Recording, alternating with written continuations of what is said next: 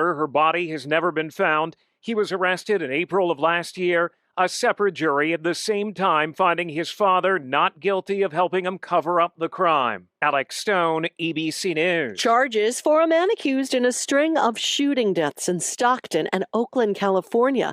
Wesley Brownlee is now charged in 3 of the 6 killings that date back to last April. We're waiting for additional evidence to be processed through that will most likely, we believe, will allow us the opportunity to add those additional charges. San Joaquin County DA Tony Verber Salazar, a Boston civil rights pioneer who was injured in a knife attack last week, left the hospital today.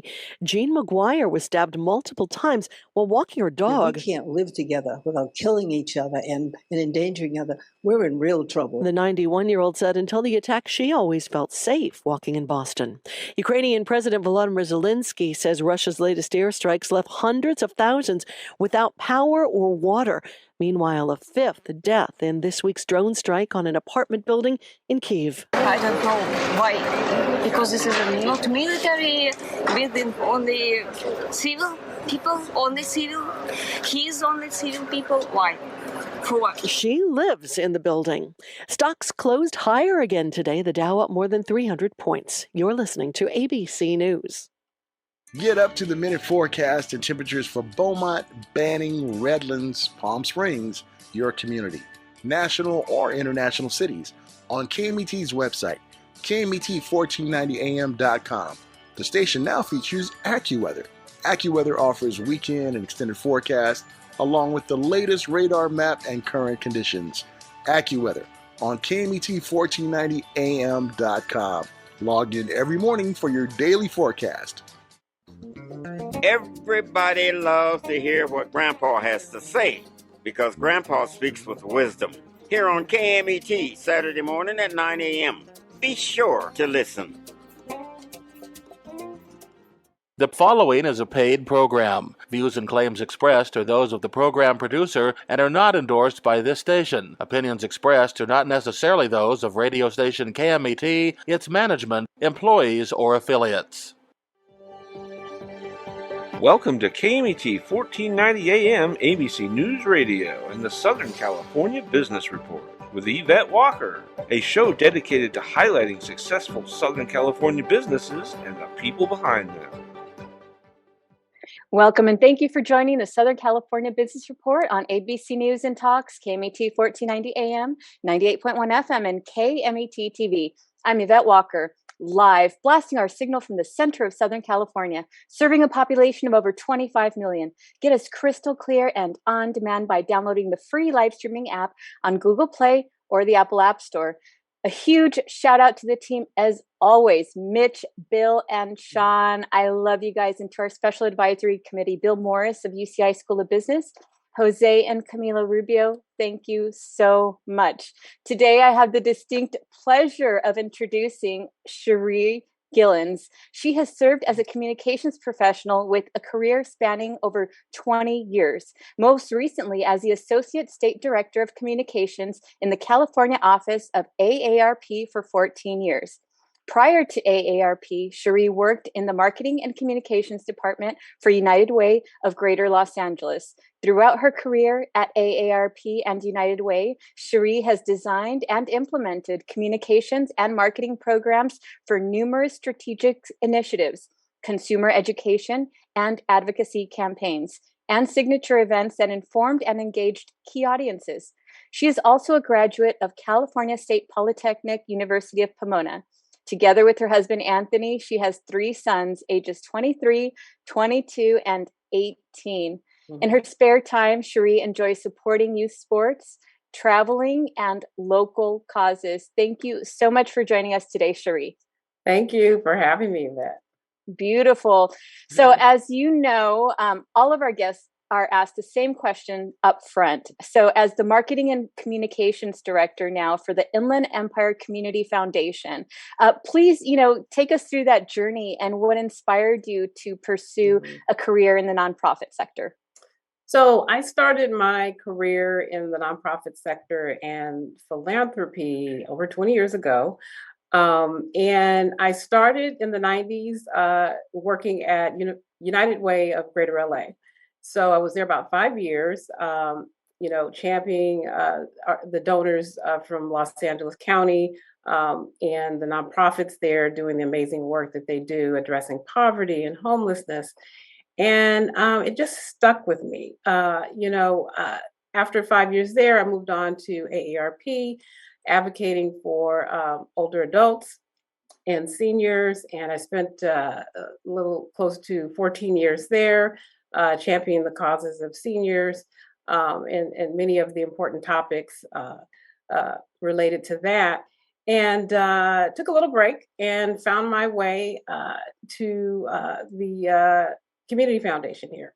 So I've been here almost 7 years, and it's just been an amazing honor to advocate and promote the needs and concerns of the region here through the foundation. In my spare time, I do volunteer on the Public Relations Society of America chapter, the Inland Empire chapter here. I was the president chapter last year. And so one of the cool things that we do, we have a nonprofit day. And it's typically an event that we host in August to invite nonprofits to listen to PR experts and get the latest and the trends and best practices on how to tell their story and, boost their fundraising and attention and awareness of their mission so that they can continue doing the positive work that they are in the region. So that is free, and typically folks have to sign up for webinars that cost, and so we're just trying to do our part to help our nonprofits thrive here. So I am just very grateful for my career, and I'm always learning and attending conferences to do the work well and hopefully inspire others along the way.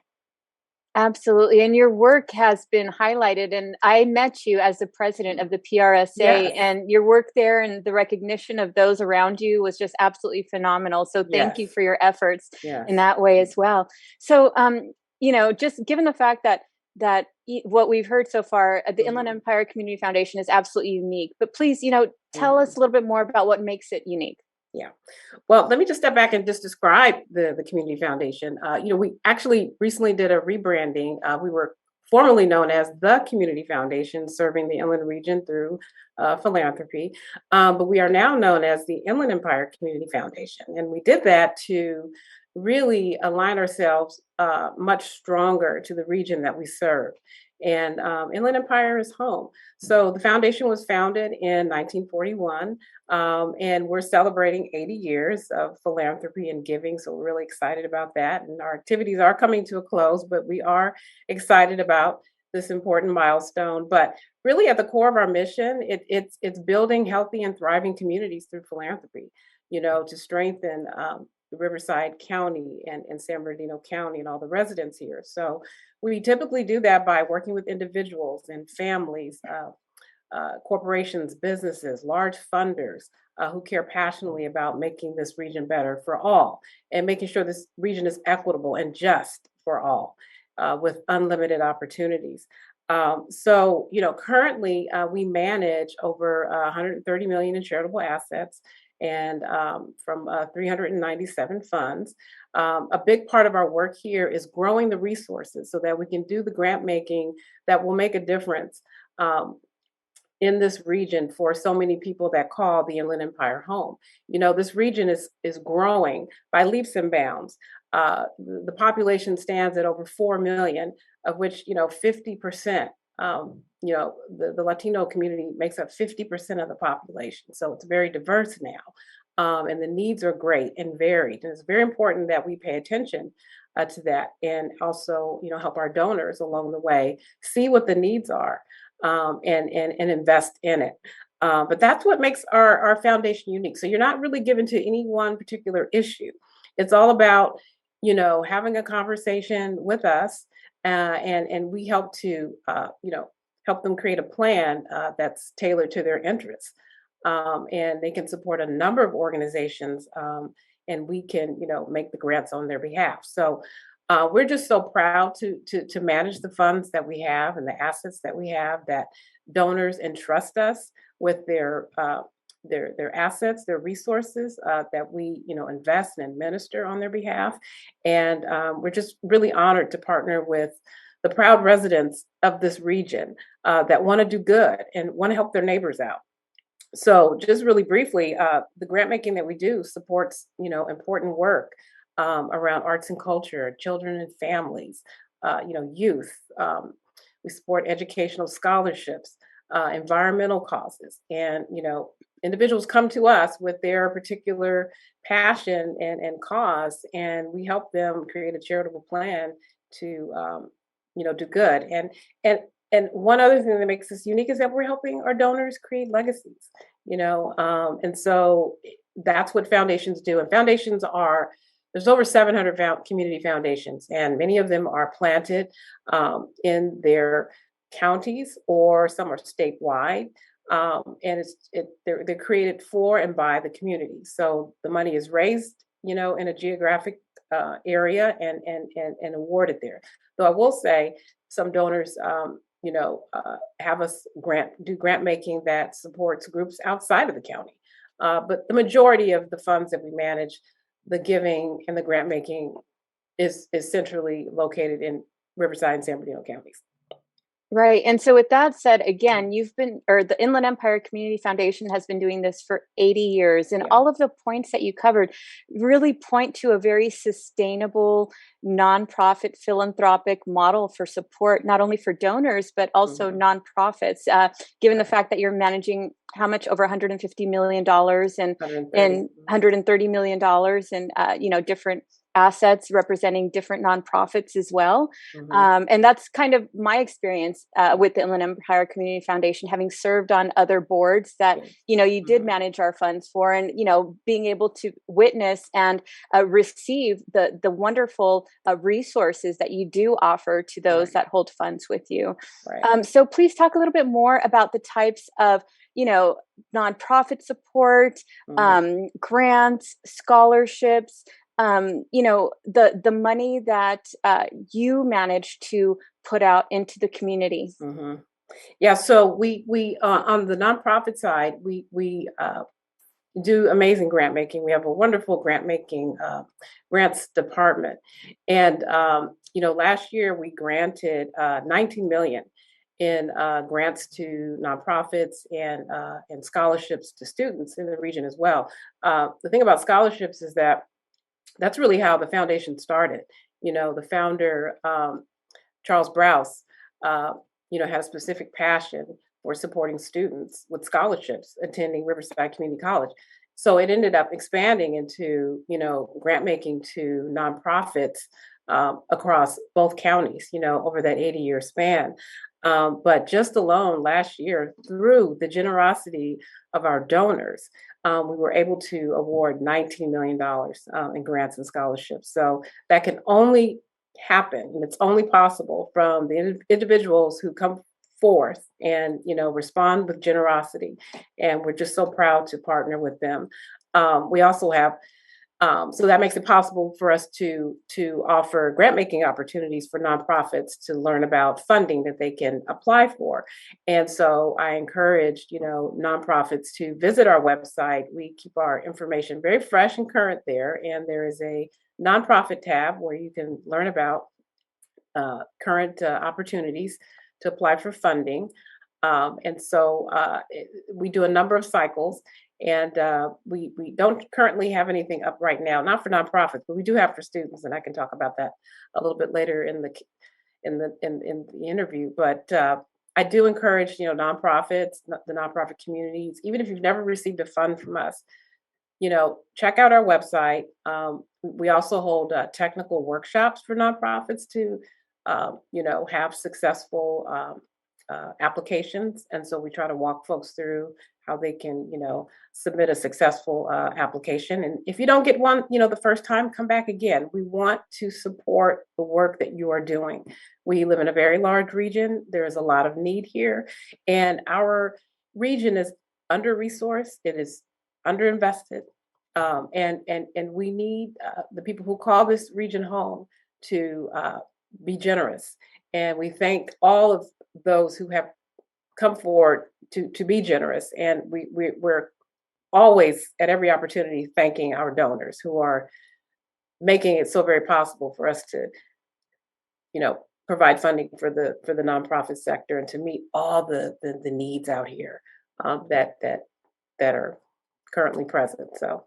Right. And so with that said, what would you say if you had to top rank, like the top 3 needs of our region? And also, please speak to maybe nonprofit organizations that you have seen come online, and what are, their goals, and how are they maybe different or unique than goals of the past? Yeah.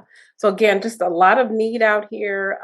We've seen a number of nonprofits, apply from multiple funds. One of them is the Black Equity Fund.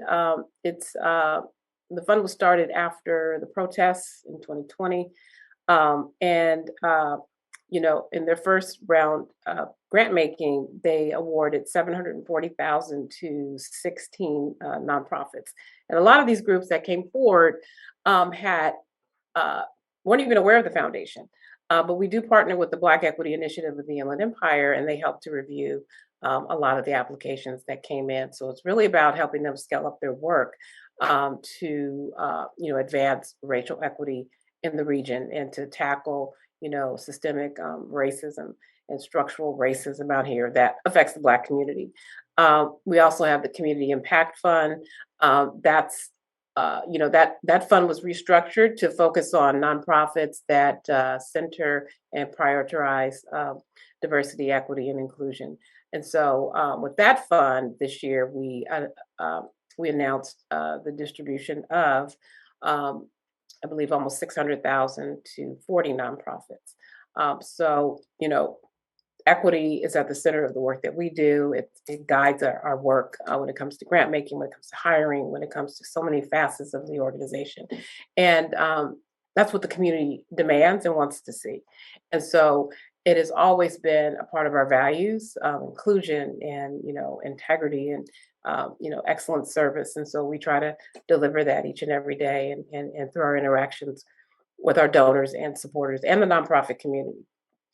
But one thing I wanted to touch on, as far as the funds that we have here, again, it's our 80th anniversary. We introduced 8 signature funds to raise, really, in celebration of our 80th anniversary. So the 8 funds that have started this year, and they're all led by members of our board. One is the Arts for the IE Fund. It's really about supporting, arts programs and organizations with grant making. So we've got to raise the funds, and then we can do the grant making. We have the Black Equity Fund. Again, it's about serving Black-led and serving organizations. The Cielo Fund is another fund that is about investing in Latino-led groups as well. We have a Salt and Sea Fund, which addresses environmental issues. We have an exciting journalism and media fund, and that's really about making sure our media outlets out here remain strong and are reporting accurate news, that our residents deserve. We have a Women's Giving Fund that supports, the economic issues and poverty issues supporting women and children. We have a Veterans Fund and a Here for Good Fund. So that's really about making sure IECF remains stable and here literally for good, so that we can support donors that want to,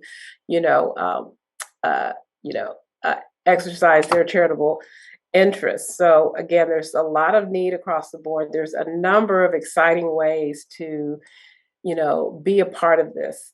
Philanthropy is accessible. It is something, and that's what we try to, we're all about trying to build a culture of philanthropy. And the way we do that is by being present and seen and, talking with individuals and helping them be a part of real change for the region. And it's really important we raise our voice. Right. And so when you look at those 8 funds that you just started for your 80th anniversary, how do you see the breakdown of what you're looking to distribute, just to get an idea? Now, will these go to scholarships? Will they go to grants, to businesses that fall under the category? How does that work? Yeah. So currently we're in the fundraising stage. Many of these funds, so the idea was to raise $80,000 for each of the 8 funds. So we've essentially met or exceeded the goals, fundraising goals for a lot of these funds. So, for example, with Cielo, we've raised $300,000 to date and growing. We had a successful launch event at the Cheech Museum in Riverside to introduce the fund, and it was just really heartwarming to see all the support and the donations come in so that we can do grant making. So there will be a call for applications. More likely the first quarter of next year. And that fund is really about investing in Latino-led organizations that are tackling real problems, affecting the Latino community. And they're also going to be giving out scholarships. And so one of the big issues, a couple of issues, that need attention is the fact that, only 11% of Latinos in the Inland Empire, have a college degree or higher. So it's completely unacceptable. So it's very important that we are, providing scholarships that are helping students succeed and, achieve their college dreams. A lot of Latino children live in poverty. There's a good number of the Latino community, I believe almost half, that aren't eligible to vote. So there are a number of groups that we are aware of that we can fund that are supporting the Latino community and these various issues. There's groups like TODEC. They're in Paris, and they serve immigrant families and immigrant individuals. There's a Latino Network and Latino Lawyers Association. So these are groups that we have got to invest in. And so we are, making the business case with large funders, and individuals in the community, for their support. And so far it's been amazing. We're raising a lot of money for the Black Equity Fund, so that we can do another round of grant making. The Women's Giving Fund, we just held an event in Chino. We had a beautiful turnout. We had Connie Leyva, Senator Connie Leyva, as a featured guest, and we were all fired up as women, and women donors to give back. And so the Women's Giving Fund, raised $80,000, and it was also a grant making ceremony. So a total of $30,000 was awarded to 3 groups. House of Ruth, they deal with domestic violence in a better way. In Victorville, they also serve women affected by domestic violence. And Inspire Life Skills, which serves women and teaches them basic life skills to, achieve their goals. So, we're seeing a lot of people come forward, based on their interest and passion. So if you have an interest, women's issues, we have a Women's Giving Fund. If you're interested in the Latino community and helping them thrive, because when they thrive, the entire region thrives. You can support that fund. If you have an interest in, helping uplift the Black community here in the IE, there's a fund for that. And, I mentioned other funds like the Salt and Sea Fund, and some of the environmental issues around, that body of water or lack thereof.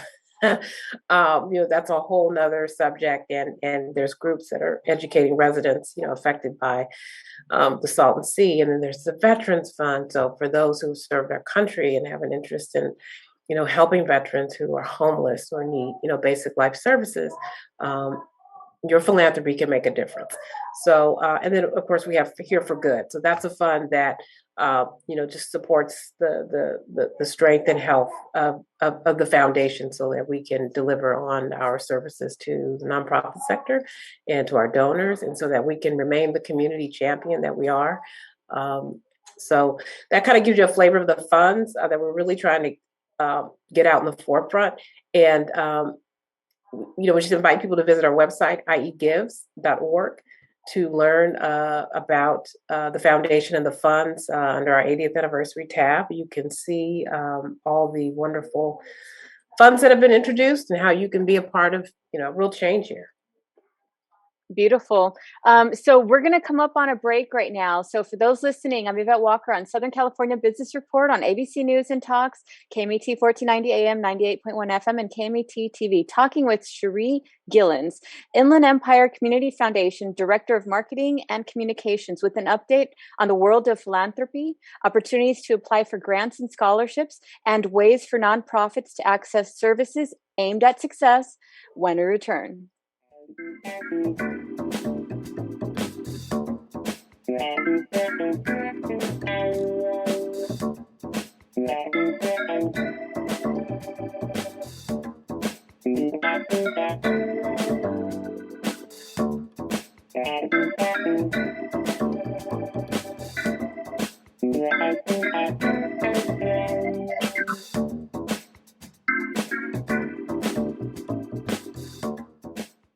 City of Hope is driven to making a difference in the lives of people with cancer and diabetes. We accomplish this by conducting innovative research and providing outstanding care. If you or a loved one has received a cancer diagnosis, go to cityofhope.org to learn more about how our innovative approach could change your outcome. Every 2 seconds, someone needs a blood transfusion. Be on the giving side. Livestream Blood Bank supports patients in 80 Southern California hospitals. Call 1-800-TRY-GIVING for more information and to set an appointment. Cal State San Bernardino is home to the only School of Entrepreneurship in California. With globally ranked degree programs, you can start your journey today to become a successful entrepreneur. Learn more and connect at entre.csusb.edu.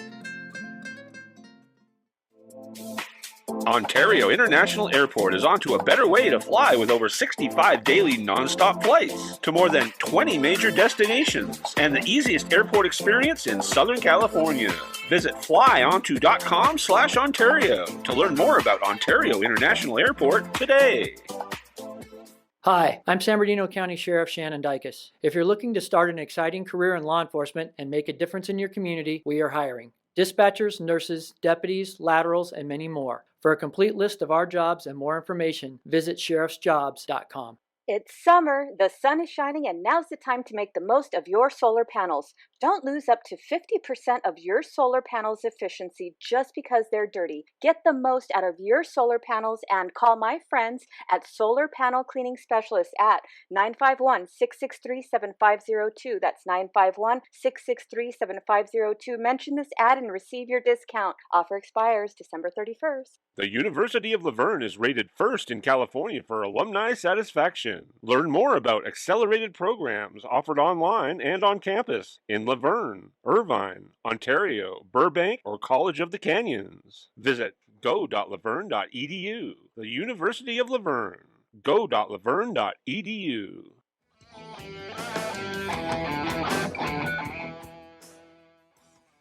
Welcome back. For those listening, I'm Yvette Walker on Southern California Business Report on ABC News and Talks, KMET 1490 AM, 98.1 FM, and KMET TV. Here today with Charee Gillins, Inland Empire Community Foundation Director of Marketing and Communications, with an update of the world of philanthropy, opportunities to apply for grants and scholarships, and ways for nonprofits to access services aimed at success. Thank you again for being with us today, Charee. Thank you, Yvette. Beautiful. So prior to the break, you gave us, a general rundown of what the Community Foundation is, some of its more recent goals, the fact that it just celebrated its 80th anniversary, and its extremely sustainable model for serving the community. Because the way I see it, when you're able to offer resources to those that are looking to give to their communities, and also resources to nonprofits that are on the same mission, on the same track as a community foundation, to give them the resources and bolster their efforts to be successful. To me, that just is the sustainable model. Please talk a little bit more about, how that works and what sustainability measures you have seen implemented at the Inland Empire Community Foundation. Yeah, we're all about, sustainability and capacity building, of our nonprofit sector. We have agency funds that we manage. So we have groups that, have us manage their funds and on their behalf. And then, of course, we do grant making to nonprofits, again, to really, keep them healthy and strong. And currently, with the state of world affairs, we know for sure that, nonprofits are feeling the strain of inflation, and so it's really important that we, work with our donors, help kind of explain what the needs are, what they're up against. And certainly we really stepped up when COVID hit. 2 years ago, we were able to mobilize, millions of dollars to nonprofits, and to make sure they were able to keep their doors open and to provide emergency services. And that's what's unique about community foundations. We were one of many that were able to step into that role rather quickly to get funds to COVID grants to nonprofits so that they could, remain open and strong and stable. So sustainability, capacity building, that is something we absolutely promote and stand behind. Beautiful. So, prior to the break, you gave us a rundown of particular areas of interest to the Inland Empire Community Foundation. So please walk me through, as a potential donor that wants to, give back, that wants to invest in the community. Please, Right. Walk me through the process and what I can expect as a new, supporter of the Inland Empire Community Foundation and its efforts. Yeah. So, the Community Foundation has very deep roots here. We've been here around 80 years. Donors, we've worked with donors from all walks of life. We've supported a number of nonprofits over the decades.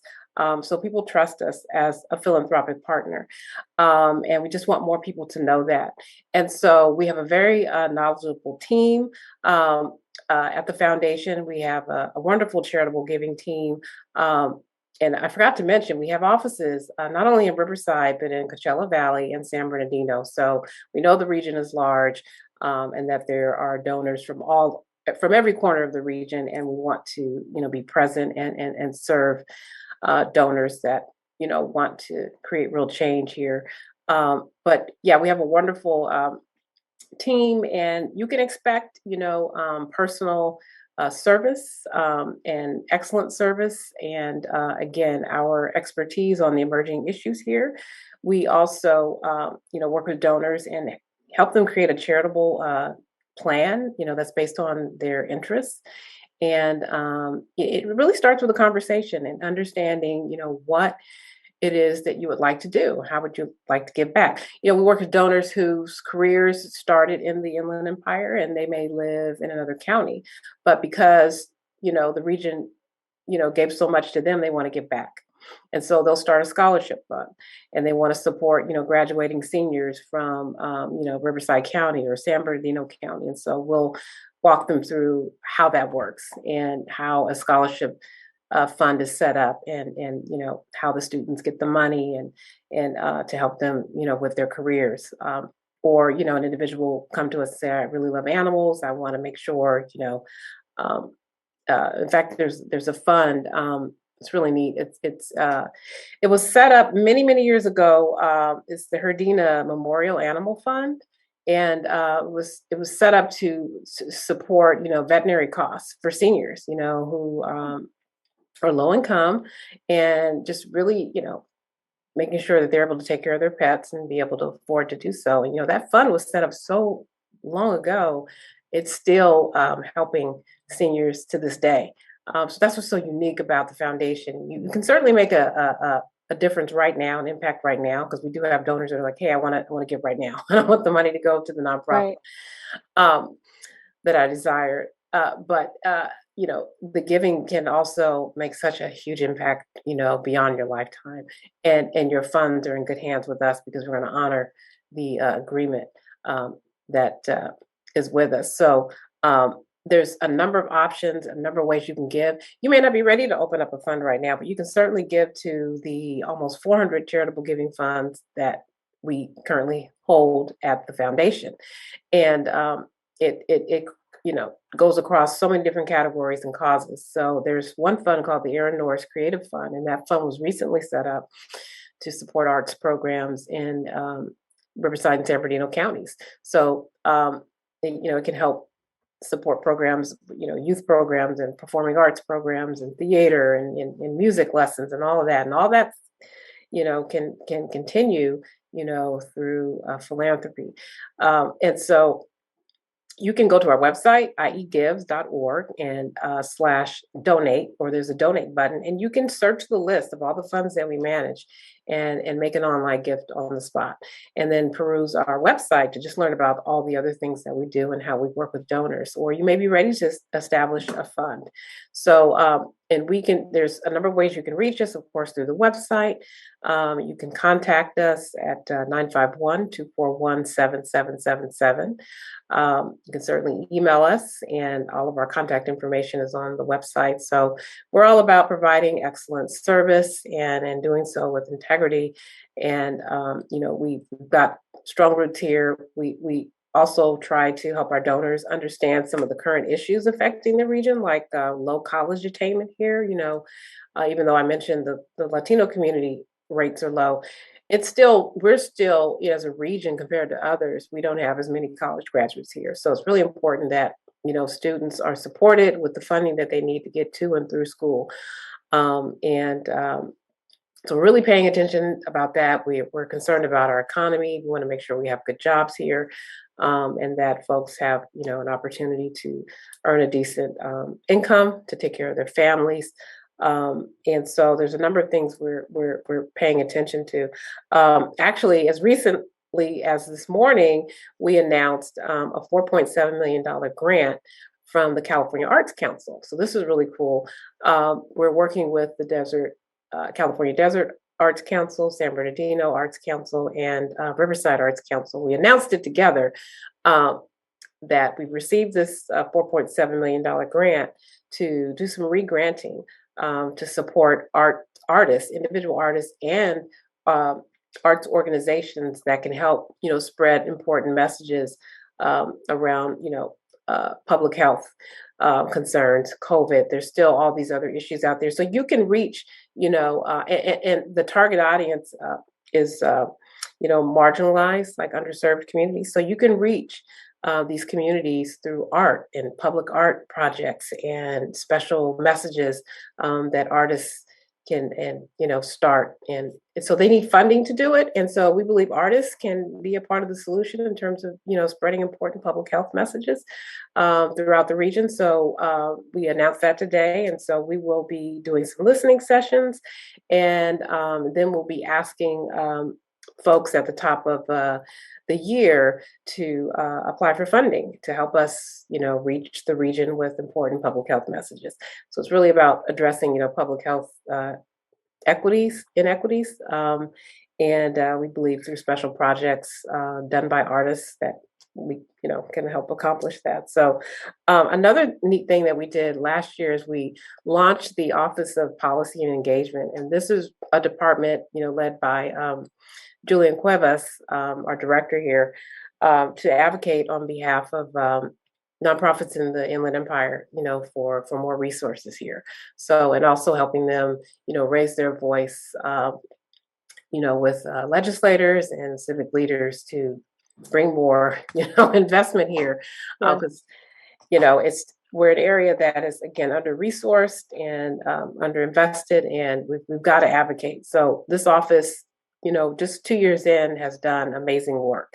And so we're excited about a couple of wins in that respect. And then we also have a really cool tool called the IE Giving Hub. And so that hub is all about, it's an online searchable database of nonprofits here in the region. And this is where donors can explore the different groups that are here, before they make a gift. And they can also make a gift on the platform as well. But it's really about bringing visibility to the nonprofit community and helping them raise funds and bring more attention to their important and critical work. So we're doing some exciting things here, at ICF, and we're doing it with amazing partners: Gates Foundation, Irvine, California Endowment. The giving also comes from major funders. They're paying attention to the region. We're sounding the alarms, like, hey, let's pay attention to what we're facing here as a region, especially as a region that's growing as rapidly as it is. And so we're just very grateful to our partners and those who care passionately about, making this a region that works for everybody, not just a couple of people, but everyone. Right. And so, as you probably know, you've probably heard of, the public policy aimed at doing just what you talked about, which is, advocating for more resources and funds to come into our region. Right. And for the County of San Bernardino right now, we're calling that measure EE. So yes, it's interesting that you identified that lack of, resources coming through the public policy, pipeline into our region, because it's stark, right? Yeah. And it's something that we need to work towards collectively to make sure that, efforts are being conducted to ensure that our region is in fact, receiving the proportionate amount of resources for the communities that we serve, and the communities that are growing already from the position of disparities, right? And lack of resources. Right. So that's what I love about the Community Foundation, is that you pool all of your resources to really try to tackle, these very, very pressing and real challenges, not, across the board, even in the public policy segment. Earlier you mentioned the fund that helps seniors, help them with veterinary costs, and you commented on how long it's lasted and how, it's still relevant today. Please talk about the structure of that fund. Is it an endowment? Is it a trust? And please, share with the audience the different opportunities that we have to, in fact, give, if we possibly can't give at this moment, but in the future through endowments and trusts. Right. So the fund you just mentioned is an endowment fund, and those are funds that, we're encouraging philanthropists to come forward to open, because again, it makes a difference now, and it will certainly do so, beyond their lifetime. And again, that's what's the differentiator is, when it comes to community foundations, because it's about having a lasting impact and creating legacies. And so that's, an amazing fund that is helping seniors, pay for their pet costs, and will continue to do so. So we're inviting those who are ready to give in that way to work with us, and we'll walk you through many, success stories. There's scholarship funds started decades ago that are still helping students to this day achieve their college dreams. So it's a very unique way of giving, and we try to make giving, efficient, simple, and rewarding. We want you to enjoy the gift of giving. Leave the administration and the paperwork and all that to us. And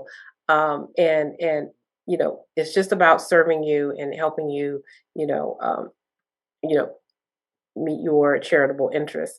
And we got a pretty good track record.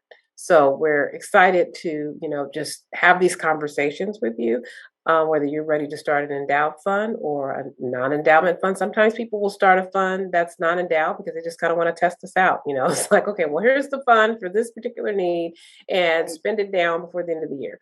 And then we have those that are like, okay, I want to start, a fund, to support, youth organizations, boys and girls clubs and so forth. And then we have funds that are started by individuals called donor advised funds. And it's a really flexible, awesome fund for individuals that want to be more actively and directly involved in the grant making of, their funds to different groups. So, we'll do the vetting and make sure these organizations are viable to receive funding. But there's just a number of ways we can, walk you through the way you can give and make it a lasting impact. So that's the really neat thing about community foundations. It's really about maximizing your giving. You can cut a check and write a check to an organization, or you can do it through us and continue supporting your region forever. So we just think it's a really neat thing to be a part of. And, this philanthropy movement is alive and well. The giving here, we're just so proud of. There are, national reports that are showing, an increase in giving. So there is some, positive growth there, but we're also acutely aware of, inflation and how that is affecting, nonprofits right now and their fundraising. So we've got to make sure, there's a flow of funds going to these organizations to continue their vital work. So any and everyone can be a part of this. You can make a planned gift. You may not be ready to do anything right now, but have a conversation, say, hey, upon my passing, I would like to leave the foundation in my estate plan or my will. So we've got expert staff that can walk you through what that looks like. And again, go to our website and you can kind of see a couple of different scenarios and donor stories. We do a lot of storytelling to really help educate the community and potential donors on how it works, when you partner with, the Inland Empire Community Foundation. So Beautiful. So, can you give us tips or suggestions or recommendations for those looking to apply for grants and scholarships through the Inland Empire Community Foundation? Again, start with visiting our website at iegives.org /grant opportunities or /scholarships. You also see the tabs on the website as well, and look for technical workshops and announcements on open calls for applications and scholarships. We typically kick off our scholarship season at the top of the year, so there will be an announcement in February on our website for students to apply for financial support. And a lot of times the deadlines, I believe, stretch through May. And then the awards will happen soon after. But do visit our website to check for the most recent announcement. We do have an open scholarship, just one right now. It's the Safe Schools Desert City Scholarship Fund, and it's a new fund that recognizes, LGBTQ students for their academic excellence, so they can apply for a scholarship fund, and the deadline is January 31st. So the award amounts are between $500 and $1,500. So you can visit you have to be from the Coachella Valley, and visit our website to apply. And I believe it requires an essay, and just, the guidelines are there on how to receive potential funding. And so, yeah, as far as scholarships, that's again how we started. Last year we awarded over $3.2 million in scholarships to students attending 2- and 4-year universities. So, that's really at the core, of our beginning, and we're just excited to continue that. And then also just working with donors that have other causes and passions. We're here to help and to be that partner you need. Beautiful. So, based on your experience in the nonprofit, in the philanthropy sector, I should say philanthropy sector, what trends have you seen, and what do you believe the future of giving looks like? And, add to that, what do you see the Inland Empire Community Foundation what does the picture look like for the Inland Empire Community Foundation for the next 5 years? Yeah. So again, just looking at some of the national data, overall giving did increase in 2021, I believe, about 9%. But again, nonprofits are really feeling the strain right now. So we're very much aware of that. But we've got to keep the support going. But last year we our donors gave $22 million in gifts to the foundation. So we are just so thankful and grateful for their generosity. Just despite a lot of, activity and trends and things that are happening right now, people are still giving back, and especially in times of crisis. When COVID hit, we raised, over $700,000, Wow. that we're able to pump back out to the nonprofits. And so we've seen people come forward, and I do believe, giving is alive and well in the region. When you compare it to other coastal areas, people may think that, the giving is not on trend or on track, but we're excited to partner with the IECF, family of donors that we serve, and, giving is growing here in the region. So we're just so grateful for all those we get to interact with, and all the funds we get to manage. So, but I would say in the next 5 years, we want to be seen as a strong and solid foundation that is serving our donors, and is seen as a champion for the nonprofits here, and as a convener and as a collaborator, and that our name recognition is strong. That's what we would like to see even more so. and that people see us as that philanthropic leader and partner to create real change here.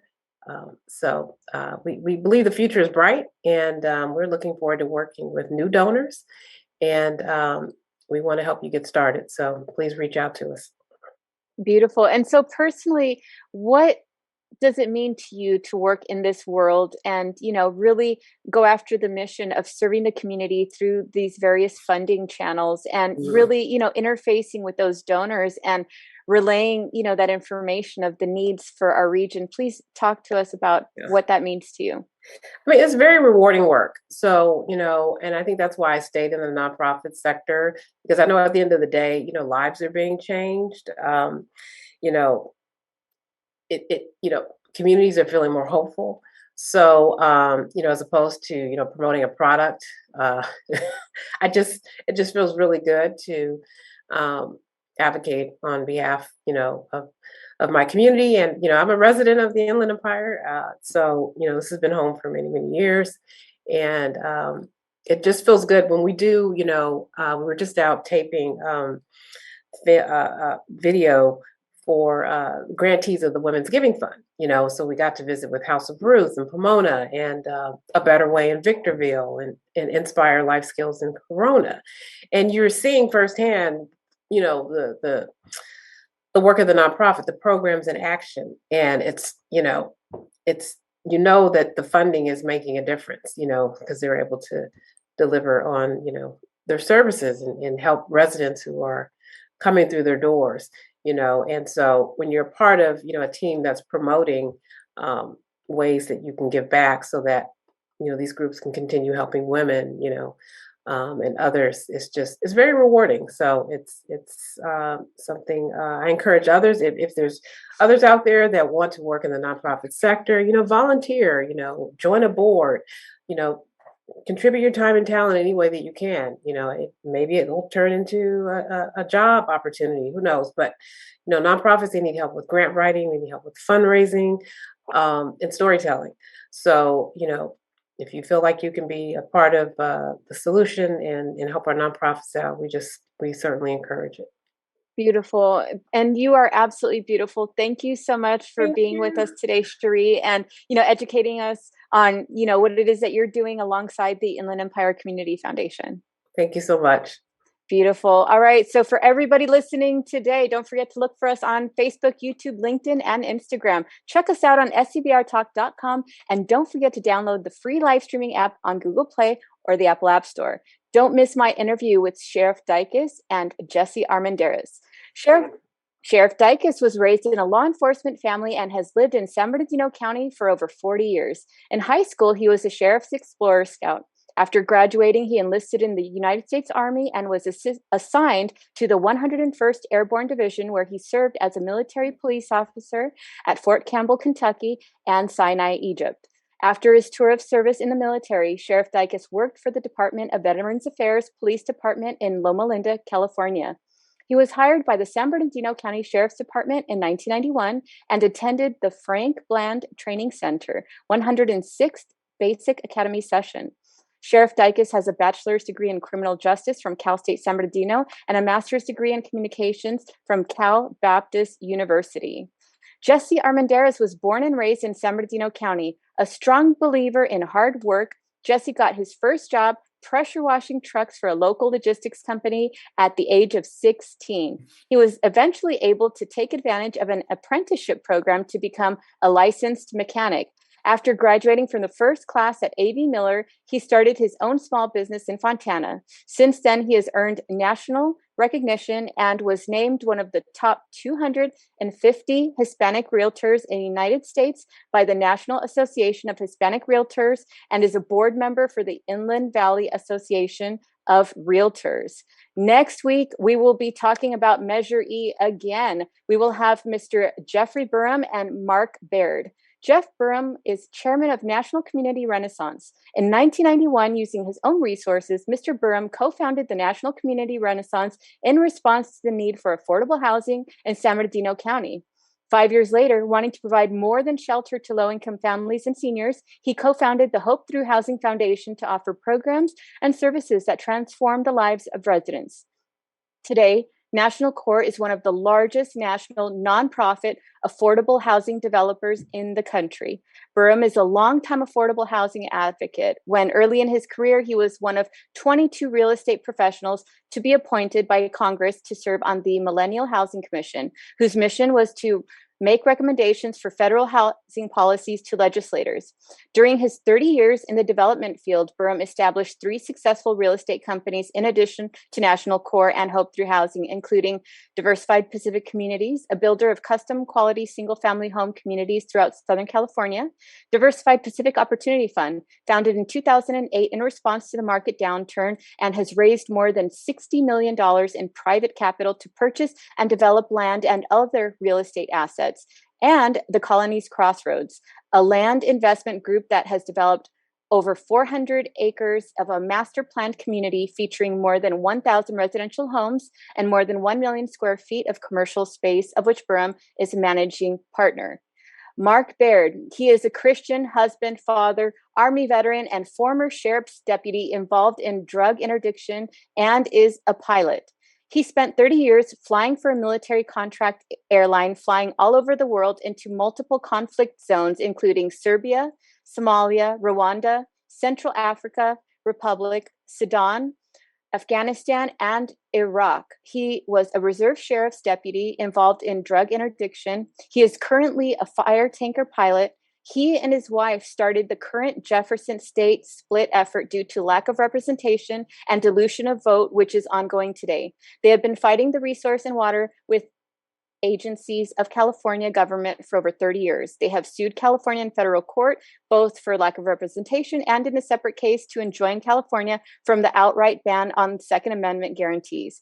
He believes we need a reboot with 2 or 3 smaller states consisting of far smaller districts accountable to the people. This is legal, and what's more is that it's been done 4 times in our nation's history under Article 4, Section 3 in the United States Constitution. He believes the time has come for number 51. We'll see, folks. Don't miss it. We will see you next week.